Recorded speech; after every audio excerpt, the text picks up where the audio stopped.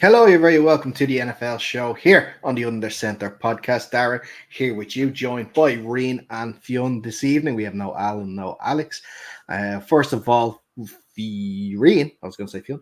Reen, thank you so much for looking after the show last week. Very professionally done.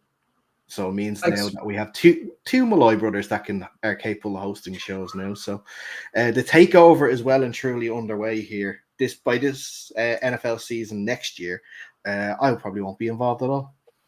The coup is You hope. coming. You hope. Yeah. But we are 2 weeks into the regular season, and there has been a few things that I have noticed in the first 2 weeks of the season. First of all, my bookie is having a great time and can retire on just how bad my bets have been the first 2 weeks, especially last week. It was awful last week. And also, I have found out 2 weeks in a row, you do not need touchdowns to win games. Just ask the Steelers and the Commanders. Yeah, But- you do if you want to have any Sure. sanity left at the end of the season, though. That's the big problem there. My But God. one thing you do definitely need is a kicker. All you have to do is ask the Giants. Yep. Second team in NFL history ever to score 3 touchdowns and lose a game while conceding no touchdowns. That's a wild stat right there. That's a LeBron stat, as they call it on the. Yep. I can't even remember the name of the podcast. I but feel like It's about as this much season is going to be one of those ones where the Giants are going to break so many quirky records for not for good reasons now, but just for really bad reasons. You know what? The Giants are a weird one as well because almost like every season, first of all, the NFC East is always a random mess. You might as well flip a coin every time two teams play. And secondly, they're just built good enough to do a few upsets here and there. I think they're going to have a stinker of a season, but I guarantee they're probably going to end in 4 wins. And I bet you right now we cannot predict where those wins are. You might get a couple against the Panthers and then the Bills or the Chiefs or one of those random ones every season. Something like that comes along. So I think the Giants will be one to keep an eye on, especially if you're not a Giants fan. You don't really care how they're doing. It's going to be interesting to see who slips. I think they're prime banana skin team. Unlike the Panthers, who are pure dog shit. Putrid. But are they a possible banana skin team now that Andy Dalton's QB1? No, they're still awful, but it's probably the best setup that they have. Rain, you are the resident Panthers fan. Right decision, wrong decision? I think it's the right decision because, like, not many quarterbacks get an 18-game audition for a starting job, and that's what Bryce Young got. He has never gone over 300 yards in his career. He's had 2 games where he's had multiple touchdowns in that game, but he's had 4 with multiple interceptions. The guy has just been no good since day one. There is one guy who has gone over 300 yards since 2022. 2020. And that is Andy Dalton in his 1 start versus the Seahawks last season. The guy still knows how to play. That's not a good barometer, though. Seahawks defense was trash last year. The secondary wasn't bad. Now you keep raving about it was Witherspoon Jamal Adams and and Quandre Diggs, who are no longer there. I understand that, but the cornerbacks were pretty decent. I mean, look, if you go back and look at the stats for the Panthers have never been a passing team. The last time anybody surpassed what he did was, let me see, I have it written down here. It was week 2 of the COVID season, 2020. That was Teddy Bridgewater passing for 369 yards. Before that, to get to the next guy who did it, it was 2012, Cam Newton, 2012, to have gotten 350 passing yards or more. So, I mean, the guy can still play. He's the only bit of hope I have left as a Panthers fan, so I'm all in favor. I don't think, Rain, you should even have any hope. I think it's the only logical move, right? You're only going to either damage this guy's career long term, and I'm not saying the Panthers even want him to necessarily return, but you gotta, unless you're literally tanking, it's clear there's no point harming out there. There's no way Dalton is worse. He may not improve the team. He likely will, because an experienced quarterback has seen a lot of stuff.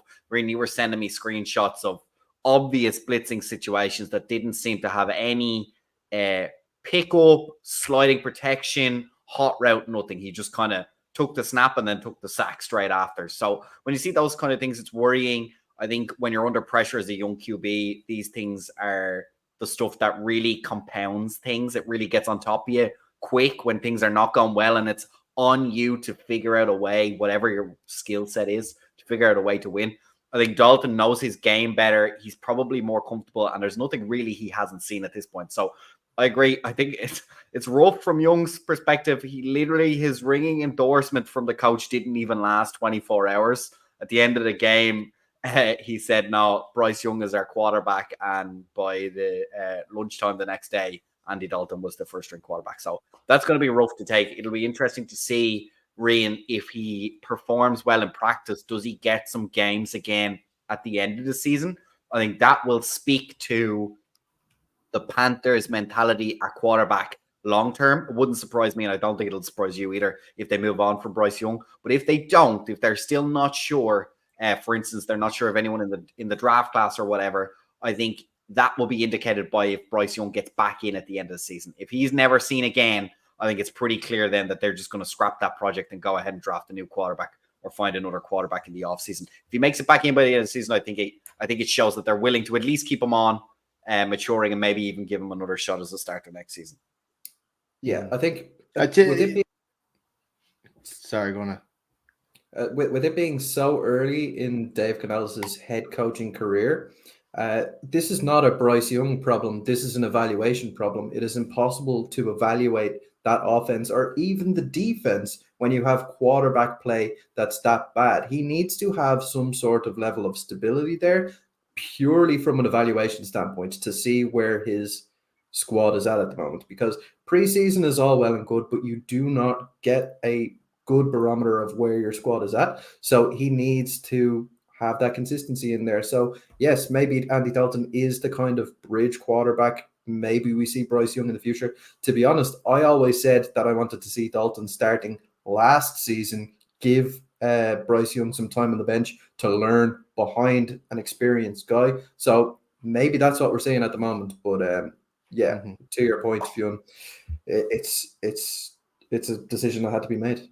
They're not helping him either, because let's be honest, the offensive line is pretty putrid at the moment. There's no run game to get off and kind of get him away from those runs. I think they're really struggling at the moment to have any idea of how to get this game going. But like you said, on a personal level, he's made too many mistakes. He's now on a team that needs to be perfect to be competitive. He's actively becoming part of the problem. And I think at that point, you need to be benched and bring in someone who, he might not be electric, but he's going to steady the ship, so to speak. Well, he'll be able to pass it more than 5 yards down the field as well, which is going to help Deontay Johnson and Adam Thielen. I find it interesting, obviously, just coming at this from, Seahawks point of view, because, Bryce and Russell Wilson are quite similar in heights. And the one thing that was against Russ for years was the fact that he never saw the middle of the field, and it was down to probably his height that he couldn't see the middle of the field. So that's why he was always a sort of sideline passer and obviously going for the moon balls. And Bryce Young just doesn't seem to have the arm strength to be able to do that. And so if you can't see the middle of the field, you don't have the arm strength to push it downfield. I really don't see how you are going to be able to, create offensive drives for him that will work against NFL style defenses. In college it's fine, especially when you're with it was Alabama he was with in college, wasn't it? It was, yeah, especially like in such a strong team in Alabama, and the guys you're going up against in those divisions are nothing compared to the NFL caliber defenses, so you can sort of work around that. But yeah, not to be a heightist or anything like that, I should know. I'm probably, out of all three of us, the smallest guy here as well. Height probably matters.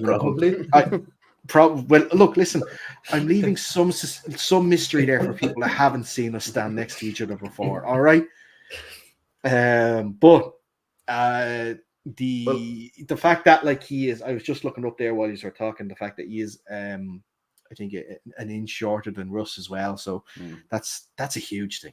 And it's really going to struggle, I think, to see him back in a Panthers offense. Or to be fair, if the eventuality ever happens where he is waived and cut, I don't see where an NFL roster comes to him and takes him on as a backup. Maybe as the practice squad, the third guy, the quote-unquote third guy you can put on your practice squad. But I don't see any team looking at him and thinking that they can make something out of it. And I think it would be irresponsible if a team did think that they could make him a QB1.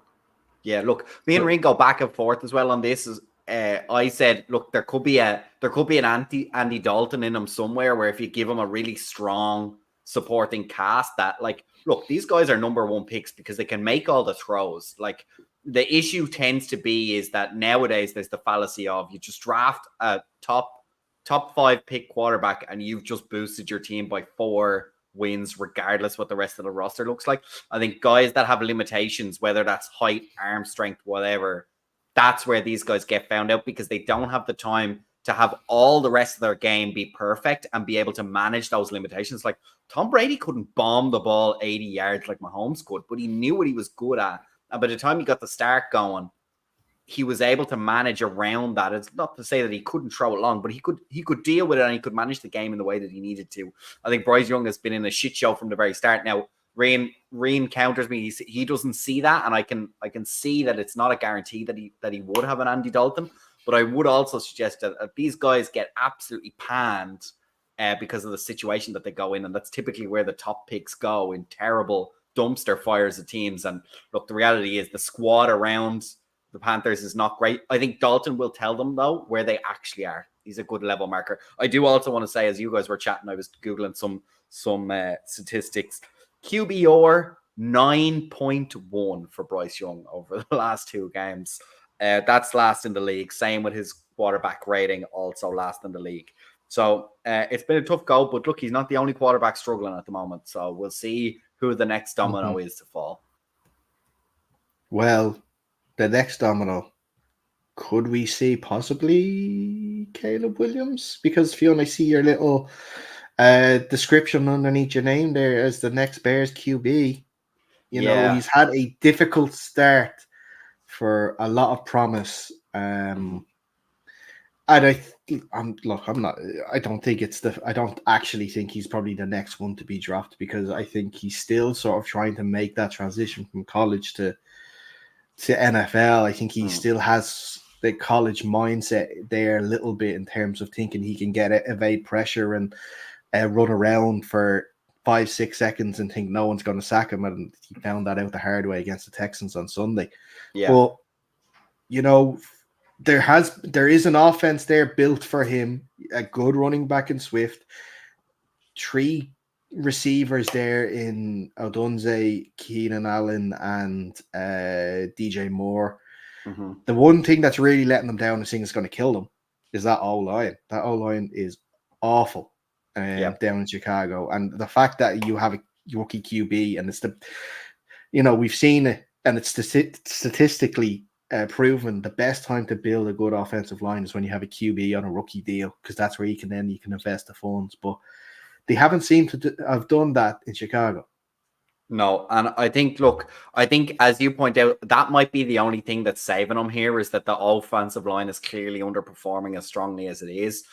For me, I am a Caleb Williams fan, and the reason I have him, and we'll talk about it later on in the Fraud Watch, the Bears in general, is just because of, again, it's this hype of we've drafted him number 1 overall, therefore just +4 wins into our win column straight away. I did want to see how he played. I think he has a lot of great skills. I loved his off-platform, off-rhythm throws. I think he can throw the ball really well. His accuracy deep ball needs to get a little bit better, but so does the receiving. It doesn't help that Keenan Allen's out injured. But at the same time, the offensive line, Reen, you dropped the stat on us in the group chat. I think 25 out of 28 dropbacks, he was under pressure. 38 out of 39 dropbacks, he was pressured. Sacked 7 times, dropped 11 times. That's too much. That's too much. And look, this is again, it's a split, right? This is the problem. The rookie QBs, they can't get out of the looks that they're in. They can't get into better plays. 2, the offensive line, there's not a whole lot they can do about it. And 3, he does have this habit, and it's the worst habit he has. And I think if anything's going to doom him as a pro, it's to realize that you're in with all the top athletes now. You're not in with the 1%, you're in with the 0.1% of athletes. You cannot just spin around in the backfield and have 14 minutes to throw the ball. You get one spin and the ball has to come out straight away. I think he took way too many sacks for yardage, and that's on him. I don't mind the ones where the pocket immediately collapses. He kind of gets buried. I think that's not on him. I think there was a couple already I've seen over the last two weeks, and I haven't been watching the Bears games, of him spinning out, trying to do like he did in college, where he would have a guy wide open 80 yards down the field. The important thing now is, or the struggle for him now is, there's really fast guys covering and there's really fast guys chasing him down, and he just can't get the ball out, I'm afraid. Right. I kind of tend to agree with you there, Fionn, in terms of his decision-making going from that kind of college level to pro level. We saw him a couple of times in that game against the Texans, maybe put the ball in dangerous situations that he probably shouldn't have. The pick that went over Odunze's head is the one that springs to mind at the moment. It's just one of those ones where he could, in college, rely on the athleticism of his wide receivers who are going against future postmen and accountants and that sort of thing in the backfield, particularly in the division that he was playing in. It's not that anymore. You have the 64 best cornerbacks in the world playing against you all of the time. It's a different situation. You got to make better decisions when you're going downfield, and I think that's probably within his scope of possibility to kind of coach himself out of that habit to just get it down there. But yeah, he does need to learn that to succeed in the league. Yeah, I think Tony joined us late. I have to say, I did say the Bears are the fraud, based largely on their preseason hype. I like I said, I'm a fan of Williams, and Rena, I agree with you. I think with his skill set, he's right on the Raiders' edge. And as Tony points out, at the moment, it's just that rookiness is just pushing him to the bad side. You give him 6 games, 8 games, all of a sudden you start leaning more to the right. He starts making plays that he shouldn't have versus losing plays that he should have made. And all of a sudden, I think the season starts rolling. This is a guy, I think he gets a couple of touchdowns in a game. He plays against a less strong opponent, although the Titans were a bit rough. He got away with that one. But you start getting a couple of touchdowns, strong getting defense. in a rhythm. Yeah, especially true. that D line is always strong in Tennessee. But look, I still believe in Caleb Williams. I just don't believe in the Bears, but I do believe in Caleb Williams. I think he can still turn the season around. But yeah, his numbers aren't looking great, and I think at the moment it's the overall Bears offense that is making sure that he's not on any particular hot seat, I have to say. Mm-hmm. But Tony, there's one thing that you're going to have to admit soon is everyone hyped up Shane Waldron going as being your OC. Seahawks fans were very happy to give you Shane Waldron and weren't fighting back. If you're not pulling your hair out at Shane Waldron calls, especially on third down, it's coming, pal. It's coming. And I saw some of those calls on Sunday as well. That just not great. Not great. And Tony does agree, though, that the offensive line is the biggest issue. And look, we agree. The defense has been quite good. Actually, it has conceded fewest. English is very hard for me right now. Has conceded some of the fewest points so far this year. What's another one that mate? I'm going to see what they mean. It's only 2 games. There, see, I told you. Even just that Jackson Smith and Jigba interview, it's been starting to pop up again. And when he was doing the Radio Row at the Super Bowl there in February, where he was asked about Shane Waldron, and he was is this live? So he actually then had to go into PR mode and be positive about him and everything. So it's not great. Ori Waldron. Yeah, we know Tony. We know Tony. While we're on the Bears, I do want to come out and say Roma Dunze is a fraud. 2 games in, his catch rate is awful, route running awful, and I said this before he got drafted as well. He's the laziest fucking route runner in the game. He's a fraud. He's a dud. Yeah, I do. Look again, and to give some fairness to the Bears fans, I think Keenan Allen out of that wide receiver room at the moment and on the sideline, that makes a huge difference, not just to the quarterback, but also to the other wide receivers. I agree with you, Ryan. Look, you called it. You saw it on tape. You were shouting this from draft day, so I'll take that anyway. There's banging table for offensive lineman at 9, to be fair, which is right. It should have. Should have been. Every single time. What did they take? A punter or something? Oh, wrong. No, that's where Odunze was drafted at 9. Where did Joe Alt go? Was he above or below? He wasn't he? I think he was 6 or 5 or something like that. Yeah. But you could have got. They had a lot of draft picks, and he had a great start. They could have traded up there. I mean, that's who I would go for. Let's not talk about drafting a punter. Hey, he's getting some big stats. That dude that they drafted out of Iowa, big stats. Turns out Williams. That's it. You're gonna have to give out to Caleb for being a liar, saying he's not going to be draft or punting much this year. That's what you have to. That's what you have to learn as a QB as well. Putting that on. You have to learn knocks. To be quiet. Like, wait till you've won a couple of Super Bowls, like Jesus. Yeah. Was it Fashion News there also would have moved up for Liam? Yep. So Joe Alt was gone, but yeah, Fashion News has had a really good start with the Steelers, but also Fatanu, I think, has had a really good start with the Saints as well. So there was tackles that could have been moved into guards as well. That could have been used. But listen, we'll move on. Away from the Bears, we will have a chat about. Do we continue with QB issues? Do you want to talk about Pittsburgh and ruining Russ's Hall of Fame career now because he's issue? They turns out they have 2 studs at QB now. They have to pick from. One cost 50 cents and one cost 50 billion. Oh, well, we could talk about primetime Kurt coming back in and doing it in imagine it only took 0 coverage from the Eagles for him to be able to throw an unmarked man into the end zone. That was pretty class.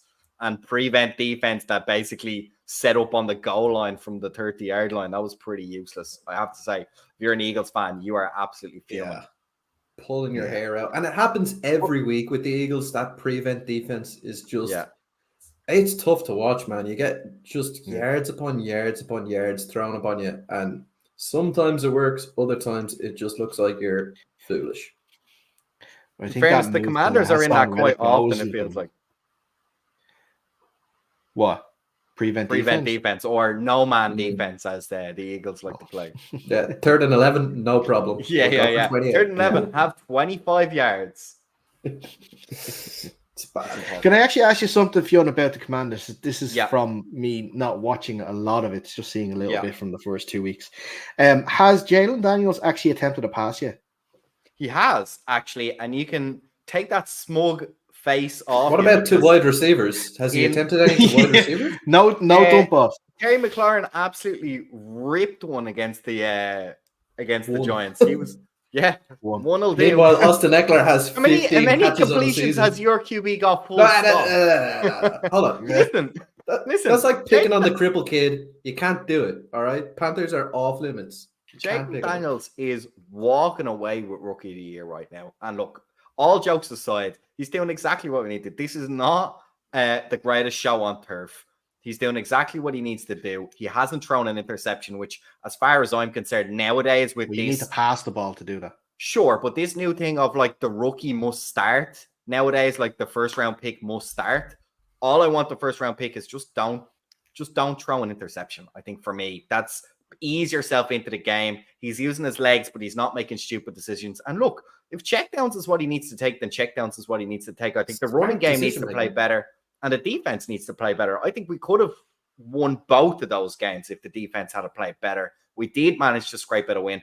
I agree. Same as with the other QBs. I think until they start scoring touchdowns with their arm, it is a little bit worrying because that's the easy side of the playbook, right? Take the checkdowns, use your legs when you need to. I want to see you start showing your anticipation, showing your read progression. It's going to come with some interceptions, but I think if he can stay under, let's say, 12 interceptions this season, I think that's a great season. He is doing pretty well in the QBR at the moment. I think he's like 8th. I just saw there while I was looking up the other lads, and no turnovers and using his legs. I think that's all we kind of really need for him to do. Mm-hmm. Tony is right. The whole league is actually taking note of this. Throwing touchdowns is overrated. We're massively down on touchdown scoring the first 2 weeks from other years. It's what a week as well to figure out your kicker problems, because that could have been absolutely atrocious if we had Cage York there. We would have scored 0 points. Cage York, who you traded a draft pick for. No, I panicked. It was conditional. We gave him back literally. It was for free. We had a 1 day subscription for him. You know, the 5 day free trial. That's what he had. He threw his ass back in the garbage. It's a 2 week return period. That's what it was. Yeah. Cooling off period. Like, you were never hot in the first place. You boom, get back down to it. Does the Bears have to take him back, or is he just now a free agent? No, he's just a free agent. Or the Browns, I mean, not the Bears. The Browns, yeah. He'll be kicking in the UFL next season. 100%. Kicking in the UFC, I think, is the only chance he has left to do. One thing though that Jaden Daniels is gonna have to sort out. You're gonna have to strap on that helmet properly, man. That's part of the style. He doesn't wear his gum shield and he doesn't wear his helmet. Or just learn to slide. You know, what's this shit with like dropping the shoulder every time he goes down? That's mental. That makes me nervous. The man is not built like Cam Newton. Do you know what I mean? Either he looks like a little stick twig. Everyone's saying he's a heavy hitting QB, but my God, he got absolutely pummeled in LSU down in the pocket. So I'm not too keen to see him do that, especially because the Washington would be nice to just finish with the QB we started with for one season. That would go a long way for franchise confidence, I have to say.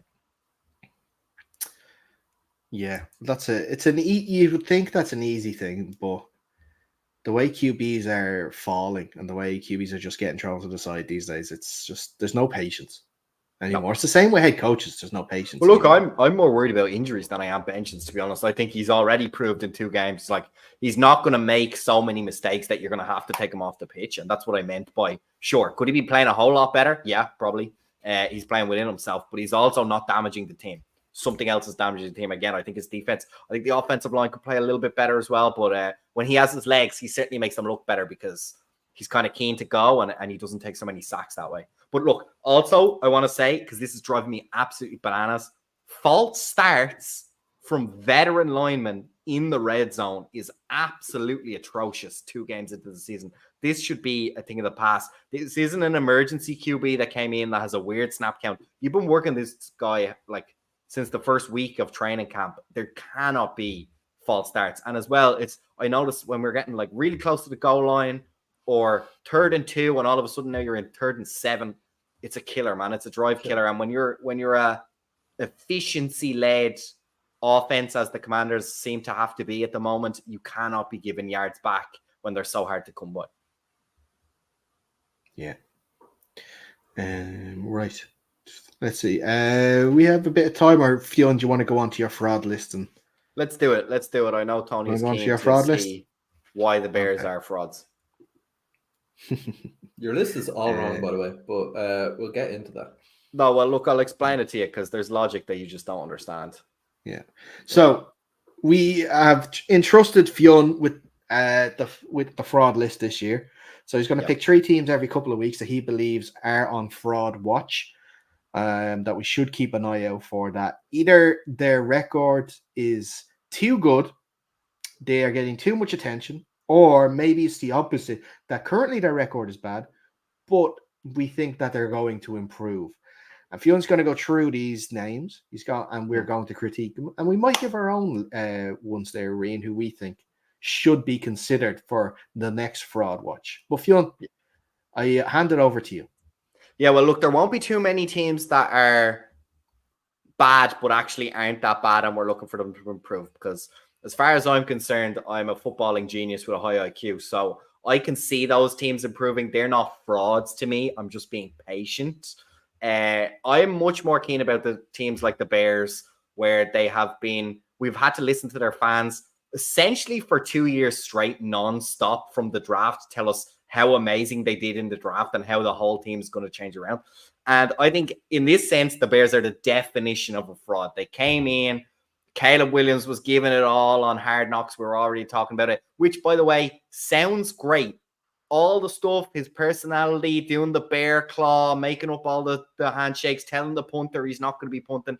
That sounds great when they're doing the season montage at the end of the season and you've won Rookie of the Year. When you're the guy who's come in and is going to go like 2-15, that looks a whole lot worse. So that's why I'm putting them on Fraud Watch. I'd like to see them improve. It's only week 2. So I think, as I said, they're on a razor's edge. I think if he can tip the scales back to playing good football and making offbeat plays, I think then their outlook looks a little bit better. But I think the Bears, based on their preseason, and I think in fairness, not just Bears fans, I think a lot of fans around the league expected the Bears to do well. That's why they're on my Fraud Watch. Number 2 is the second scenario that you mentioned. Teams that have way too many wins for how good their roster is and they're about to collapse. There's a couple of teams I would love to put the Saints on this, but annoyingly they're playing pretty good football against pretty good teams as well. So I couldn't really pretty put good them on. Team, Fionn. Pretty good team. Fair enough. But the Pittsburgh Steelers for me are the definition of there's no way their roster is 2-0. They can't keep this going. And if we're going to doom teams on the opposite end, say, if you go 0-2, there's no chance you make the playoffs. Well, I'm willing to put my neck out there and say, Pittsburgh Steelers, you might be 2-0, but there's no chance you make the playoffs. I think they have a rock and a hard place decision at QB. Justin Fields has done well. Again, it's that little bit more experience of him being able to manage the flaws that he has in his game. But another quarterback who cannot throw touchdowns, it's a big problem. Russ, we all know my opinion on Russ. He's about 98% of the way down the cliff at this point. He's about to hit the ground and retire at any season, in my opinion. So that's why I have the Steelers on this. And the New York Jets, I just don't like the look of them. I just don't think they've played very good football. They scraped the win against a pretty poor Titans team. They lost pretty badly in week 1 as well. Aaron Rodgers can make throws. He can make throws. I just don't know if the rest of the team is doing well. I think the running backs really bailed them out against the Titans. I'm a bit nervous about the Titans' run defense. But yeah, that's why I've ended up with everybody that's on this list. Chicago Bears, Pittsburgh Steelers, New York Jets. That's why they're on my Fraud Watch for this week. Now, lads, you have told me you disagree with a lot of these. I don't know if you disagree with them or you just have guys you'd prefer to be on the list. Let me have it. We'll hash it out. Do you want to start there? One. No, Reed, all you. Okay, so my first issue is with the Pittsburgh Steelers being on this list. And I think that's because the expectation going into the season wasn't that they were going to have a stellar season off the back of Russell Wilson coming in or any of the other stuff that they did, because they didn't do anything. The roster's in the same position it was last year, where they went, whatever it was, 9-8, was it? 8-7? I don't know. But it was above 500 anyway. Yeah. It was above 500. It was above 500. And that's where I'm getting to. They still have Mike Tomlin, right? I think the quarterback for that team is Justin Fields. They do not need Russell Wilson in that building. In fact, I would be shopping him to the likes of the Panthers. Please don't take him, Panthers. And the Miami Dolphins, who might have an issue themselves at quarterback with Tua and his multiple concussions. So looking at that team, it is a team that's able to scrape wins. They're very good at running the football. They can shorten games. They're going to be a menace to everybody who they play against. And they have one of the best kickers in the league, in Chris Boswell. He is absolutely automatic at the moment, and he's going to get them out of a lot of games. So I don't agree that the Pittsburgh Steelers should be there. But you know who should be there is the Baltimore Ravens. The Baltimore Ravens deserve to be on this list, having lost the first game to the Chiefs, and after the loss, have players come out and give it the big one, going, if we meet the Chiefs in the playoffs this season, it's game over. They didn't show enough guess what, guys? You didn't show enough. You are the ones who lost the game. And then they went and lost their next game to Gardner Minshew and the Raiders. As much as I love Gardner Minshew, he does have his limitations, and being behind in games is one of those limitations. But they managed to blow a 10-point lead in the fourth quarter. So that's why I think the Ravens should be on this list.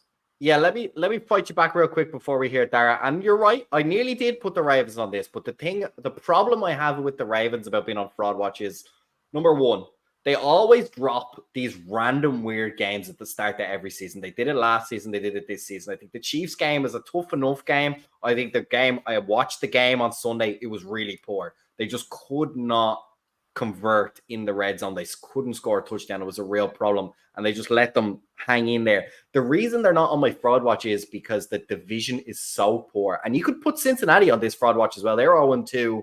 They have a lot of hype, and Burrow has been underperforming for a long time now. Now, whether he's fully back from his history, from his injury history, I don't know yet. But the reason I don't put them on fraud watch is just because I don't believe in the Steelers. I don't believe in the Browns.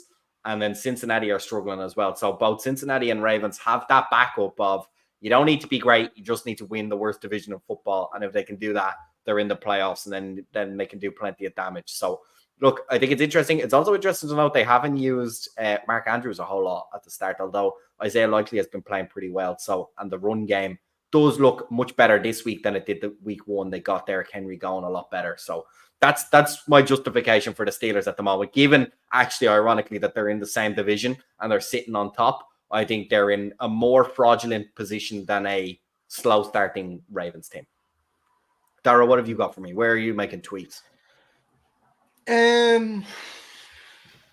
know I'm not high on the Jets, but I wouldn't have them on fraud watch yet. I think they lost to a team that I'd expect them to lose to, and they beat a team that I'd expect them to beat in their first two games. So I think they're kind of on track at the moment. The Bears with the fraud list, it's the same, and it's always like this when you do have a high pick, you get your QB, you think it's going to be the QB of the future. It was the same when they drafted Justin Fields. They thought that he was going to be the guy to take the team forward. It wasn't. And obviously they made changes in terms of bringing in Ryan Poles as GM, and I know Matt Eberflus was his head coach at the time Justin Fields was drafted. He wasn't, but Matt Eberflus is there now, and I've already talked about Shane Waldron and what he's going to do for offenses, and it's not a lot. So the Bears thing, it's just I would keep them on the fraud list because more the hype that goes into it. Yeah, like that quarterback high pick. You think things are going to work out. Also, being on Hard Knocks in the same year is never a good idea. Also, I think it always gives too much attention to your team, and it thinks that this team is going to run through the division. Whereas where you said the Steelers are in a bad division, the Bears are in a very good division with the Lions. I know they didn't have a good game last weekend, but they are a really good team. The Vikings have started 2-0. Sam Darnold Renaissance season has well and truly begun. And then also you have the Packers, who gave Jordan Love that massive contract. And even though they had Malik Willis under center, they still managed to beat the Colts last week, which is absolutely insane to me. But yeah, a team that I would look at putting in instead of the Jets. The Steelers, I would put, I think is right. 2-0 is not right for that team because you played you like that. You won by 3-4 field goals in week one. And then you played like probably one of the poorest Broncos teams I've seen in a long time as well last week. That game was so bad. And you had to watch so much of it because there was only 3 games on Red Zone that you had to see so much of that game on Sunday. It was awful. But the team that I am looking at to add to the fraud list is the Eagles. I think they should be 100% on the fraud list. And yes, they beat the Packers in week one, helped by the fact that on the last drive of the game, Jordan Love was injured.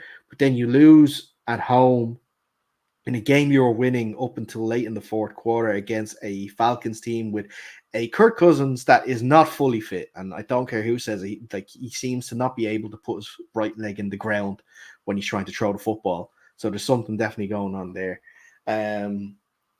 Yeah, they're real. I would put the Eagles in instead of the Jets, but the other two I would keep. Like that, Tony. I see a few of your comments there.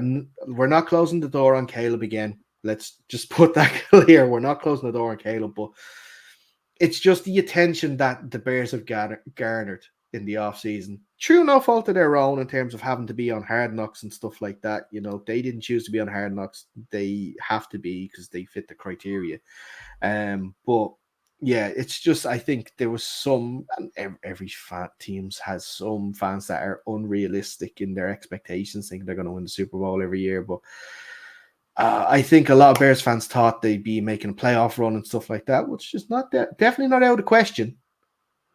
But you're going to need to get some help on that O-line if you're going to do it. And I don't know if you are going to be able to in that. But that's my change. Yeah, look, go ahead, Ray. I was just going to say, can I address the elephant in the room? And usually I do this as kind of a knock and a joke, but there is 1-2-0 team who, playing very, very, very poorly over the course of 2 games and are still 2-0. That's not harsh. It's not harsh. You can't say very, very poorly. You can't. You can't play very, very even added another poorly. poorly. No. Very, very, very poorly. Yeah, there was three verys. Three verys. You could even say tragically. I stopped playing listening tragically poor.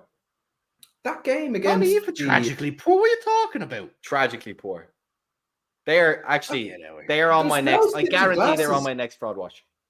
Yeah, there's rose-tinted glasses there from Dara because I'll admit I didn't watch the full game each time, but I watched the highlight package, and it's just cool. It's not the New England highlights. Patriots, They don't have any fucking highlights. They took you to overtime.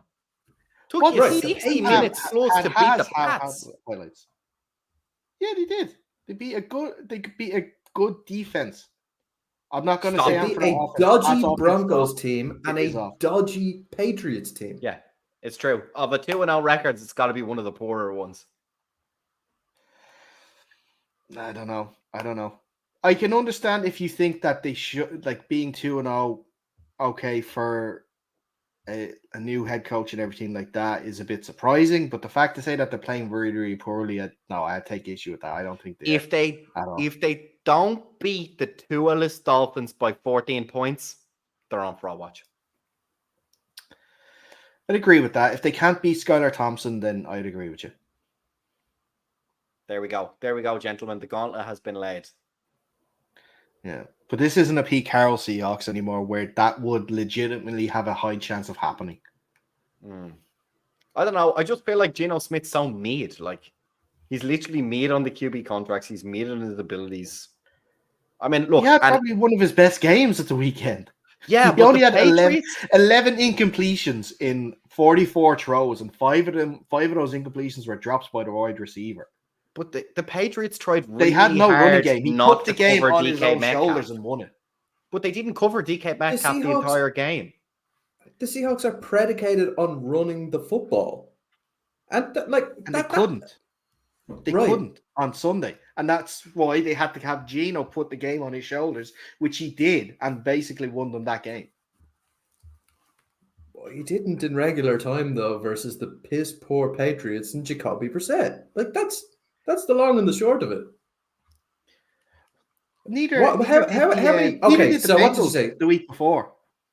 Right, but the Bengals, I'm 100% convinced that Joe Burrow has an injured throwing hand at the moment. I don't know if you've seen some of his sideline footage, but he 100% has an injured throwing hand at the moment, and he certainly did in that game versus the Patriots. He wasn't able to throw the ball downfield. He was throwing all right against the Chiefs on Sunday. Yeah, he was pretty good, so it's probably on the mend. But in that game against the Patriots, he couldn't even hold a water bottle. I don't know. I just don't think. I think the Patriots defense has played quite well in the first two games. They have uh, been able to stop teams, and I think the fact that look, I'm not saying this the Patriots going to win the division. I'm not going to say they're even going to make the playoffs, but I'm surprised at how the Patriots have played this year, and I would have penciled them in at the start of the season for a number one overall pick next year, but I'm not convinced that they're going to now. Fairness, that's Still going my to get a guy. high one. Jacoby Brissett. He's a baller. Yeah. Gets shit If done. Jacoby Brissett was able, like you talked about Justin Fields earlier on, he can't throw touchdowns. If Jacoby Brissett could throw touchdowns, I think that New England team would be 2-0 right now. Neither can Geno Smith. How many touchdowns has he thrown so far? 2? 2? I think it is. Yeah. 2 and 4 interceptions or something. 2 and 1 interception. 5 sacks. That's too many sacks. Geno Smith can't be taking sacks. He ain't built like that. Sacks more is an offensive line thing, and I'll be the first to put my hand up. That offensive line has been terrible. Okay, they gave away 2 safeties in the first in one quarter against the Broncos. Was one of them on the O line? I mean, running the ball out of shotgun inside your own end zone.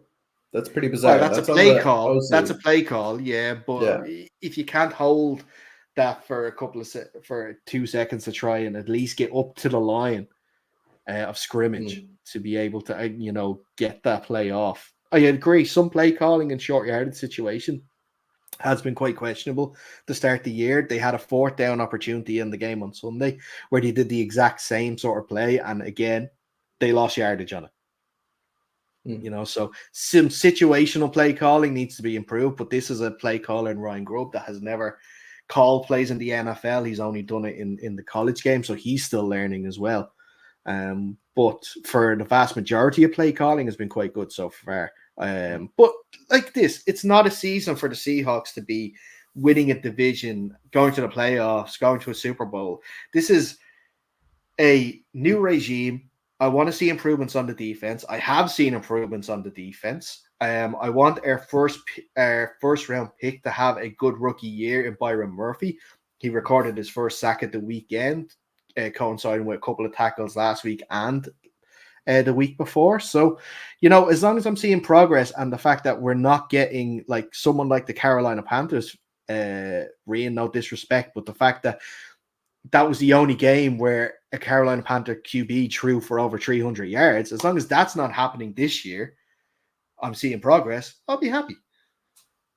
This is an interesting change. Anyway, the point to take on the fraud watch also is that it's a dynamic. There's always a chance for redemption. There's always a chance to prove you're worth your salt, and there's always time for teams to change. Look, there will be debate, not just because it's great content, but also the whole point of the fraud watch is to try and spot them before they're coming. There is no point saying that the Panthers are fraud because everyone knows they're crap. Do you know what I mean? So look, that's why teams like the Jets are on it. Sure, have they got a chance to get a statement win? Of course they do. But at the moment, I'm seeing enough poor things from them to suggest that their record belies the issues that are underneath. So that's the way we're going to take it from now on. But I welcome your guys' input as well. I won't listen to it.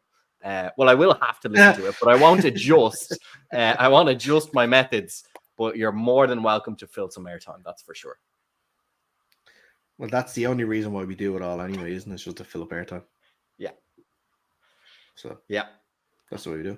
Anything else, lads, before we call it a day? So I think we really skimmed over. I think just to finish up maybe the last 5 minutes, what would they do if there's or what did they do at quarterback for the Steelers? And I think I'm inclined to agree with Rian. I think you stick with Justin Fields, right? No matter what, hot hand. I think he's not lighting anything up unless you were seeing. I mean, Russ has been injured obviously for a while. This isn't like something that popped up in week 1. So it's not like Russ has been clearly demolishing the ones in practice and you kind of go, oh, well, obviously he's the better choice. This is a new offense for him, remember? So it's not a guarantee that Russ comes in and just starts cooking or whatever he tries to do these days, ordering Subway sandwiches. But yeah, I think I'm inclined to agree with Rian. I think you stay with Justin Fields. Dar, have you anything contrary to that, or you kind of follow along that same narrative? No, I believe that they should keep with Justin Fields. I don't know at this stage what Russ can really offer in that sort of offense. Um, I think the time of Russ being a starter in this league is drawing closer. I did like the idea, Reen, of Russ being traded to the Panthers, though. I think that would be fun for That everybody, would be bar hilarious. Russ and the The great Panthers. part about Russ's contract and the Broncos having to pay most of it is that literally any Yeah. team It's in the league will just irrelevant. hire him. He's just a just free a quarterback. Like here. Who wants a quarterback? You take him. Yeah. I will say also on the discussion of quarterbacks and obviously Bryce Young, I reckon, and this isn't a particularly spicy take, but I reckon if we're going to predict who the next quarterback to get benched is, Will Levis has to be running that race. I don't know who they have as backup Ooh. there, but oh my God, he keeps landing himself in shit at the end of games, tight games that they need. He's not doing himself any favors.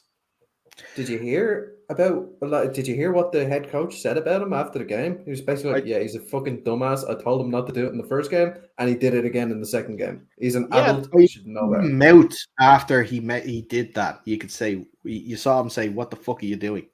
Yeah, I don't mind this. I think the coaches' interviews are so boring these days. Like they don't like what are they supposed to say? It's like, yeah, I think especially when it's clear, right? Because the guys, it's always like the guys up front need to do a better job blocking, or the guys on the defensive line need to like it's always these units that get called out when the quarterback is making throws like that.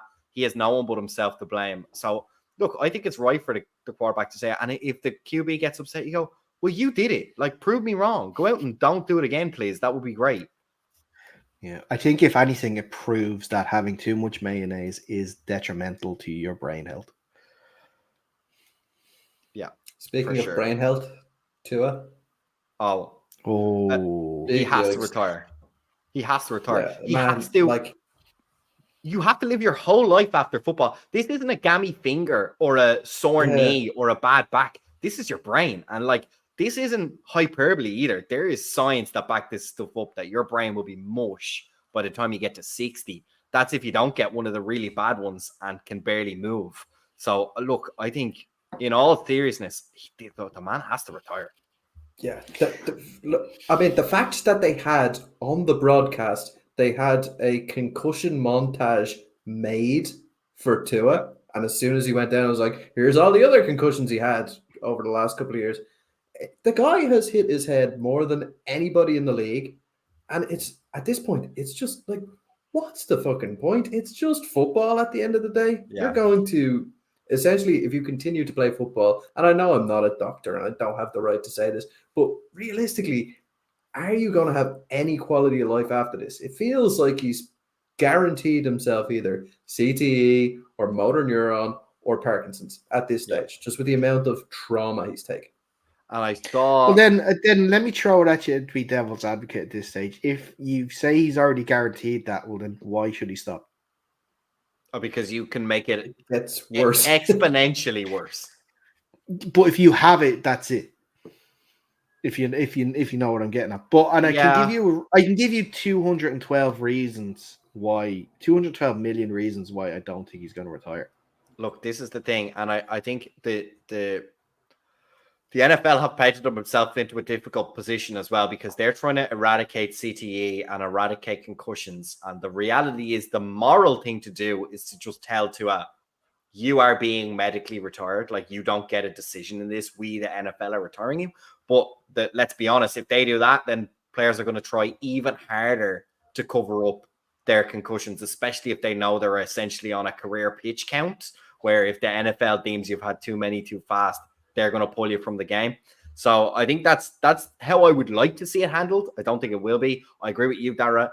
I think for us as non-football people, or as football people, but as non-professional football players, it's very obvious to us. There's nothing in this game, including, and Tony also mentioned it in one of his comments, he's got all the money he's ever going to need, probably for a couple of generations at least. I don't know what he gets. I don't know how it works in terms of guaranteed money. I presume some of it is guaranteed towards injury, which would be included if he had to medically retire because of concussions, at least some portion of it. And even if it isn't, he's already made bank. So look, that's why he's not listening to this show, that's for sure. But I heard as well, Nate Burleson was talking, and he was chatting to one of the Lions running backs that he used to play with, and that's what the Lions running back said. Like, look, remember, no matter how well you do in football, like even Aaron Rodgers is going to retire soon. He's only going to be 42, 43, 44. You got to live the rest of your life. And this isn't a sore toe. This isn't one of those lineman wonky fingers. This is your brain. This is your capacity. This is your standard or your level of your condition. This doesn't go away. This doesn't get better. It only gets progressively worse the more you take, and also the longer time goes on. So it's going to be very interesting to see. It's a bit dark at the moment, so let's move on. But it's going to raise a lot of questions about the Dolphins quarterback. Do you stick with Thompson? Do you find somebody on the free agent market? There's not a whole lot out there at the moment for sure. So it'll be interesting to see what the Dolphins do end up doing and where they go. But the I don't return of Ryan Tannehill to Miami could possibly be.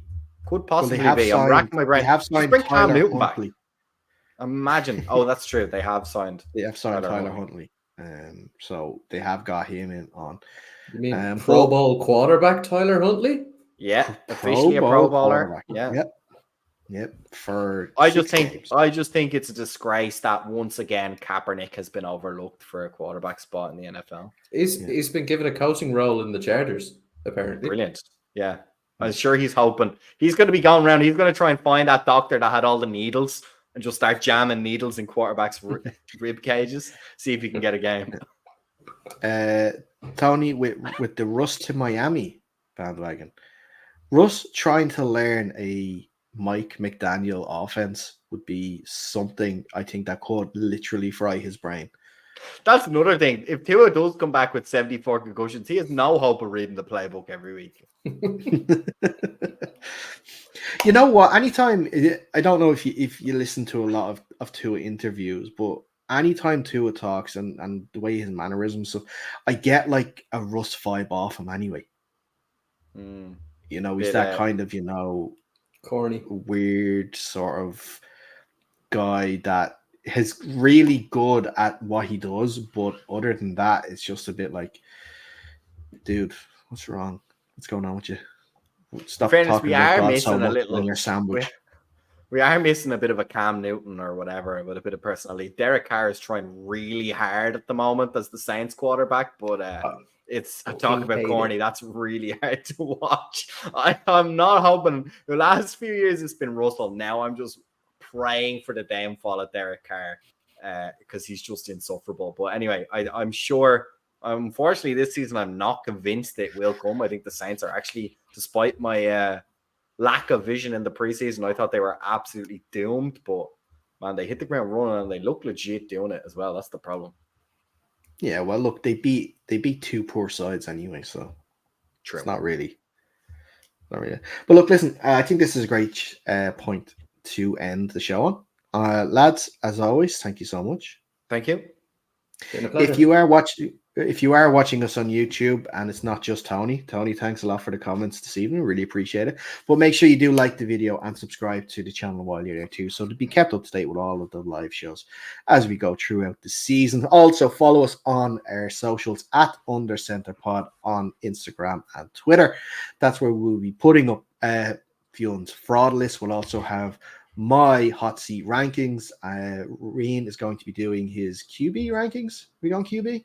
I think so. We're going to go QB power rankings. So not yardage QB power rankings. Bullshit. It's about feel. It's about cojones.